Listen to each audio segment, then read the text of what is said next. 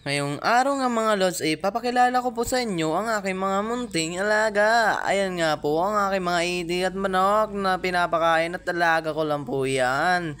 So sobrang saya ko na po kasi nakikita ko na po silang kumakain ng masarap. Aba naman talaga nila yung napakadami naman. So sobrang saya ko naman pag nakikita ko silang kumakain at makikita mo rin na sobrang saya din sila habang pinapakain mo. Ay sobrang kulit nga lang kasi tutukain ka pa pinapakain mo na. Aray ko po. So yan na po, malapit na po akong matapos sa kanilang pagpapakain.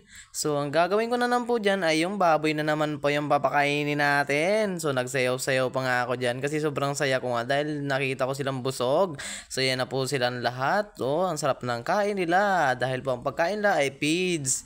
Ayan na po mga manok natin na titik. Siyempre naman po, meron pa po tayong ibang manok na hindi ko na ipapakita sa inyo dahil po sila ay mga nakatali at nakakulong. Yan na po ang ating mga big na alaga. So papakainin na po natin sila.